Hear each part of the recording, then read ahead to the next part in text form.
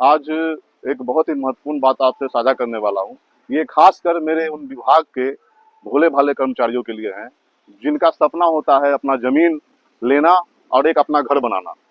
तो हर किसी का एक सपना होता है अपना एक जमीन हो, अपना एक घर हो, और इसी लालच का फायदा कुछ ऐसे ग्रुप हैं जो यहाँ, जहाँ हम लोग की पोस्टिंग है भागलपुर, सही कह रहा हूँ, ऐसे ग्रुप, ऐसे माफियाओं, ऐसे लैंड ब्रोकर से बच के रहें, जो आपको सस्ती जमीन देने का लालच दे करके कोई और जमीन दिखा देंगे, और रजिस्ट्री के लिए जब जाएंगे तो कहेंगे कि ये नहीं, आपकी ये जमीन है। तो ऐसे दो तीन हमारे साथी, हमारे विभाग के सिपाही मुझसे संपर्क किए और बताएं कि ऐसा ऐसा मामला मेरे साथ हो गया है।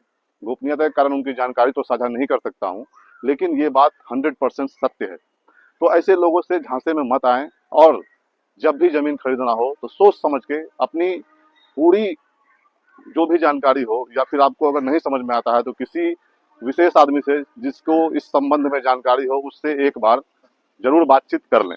और जमीन खरीदने से पहले किन किन बातों का ध्यान रखना है, ये बात भी आप जान लें। पहली बात, उसका खाता और खसरा। खाता, जैसे एक आदमी के पास अगर 100 बीघा जमीन है तो वो एक खाते में आएगी, ठीक। दूसरा खसरा, अगर उस 100 बीघे जमीन को उसने 10 लोगों में बांटी, बेची, 10 लोगों को बेचा, तो 10 भाग हो गया, वो 10 उसका खसरा हो जाएगा। खाता खसरा का स्पेसिफिक नंबर होता है, तो ये चीज आप देख ले। तीसरी चीज, वो जमीन का रसीद किसके नाम से कट रहा है, ये जांच ले। चौथी चीज, सबसे महत्वपूर्ण चीज, जब भी आप जमीन खरीदें तो अपनी जेब से थोड़े पैसे लगा करके सरकारी अमीन से उस जमीन का नापी करवा लें। इससे आपका मोटा पैसा फंसने से बच जाएगा, आप यकीन मानिए।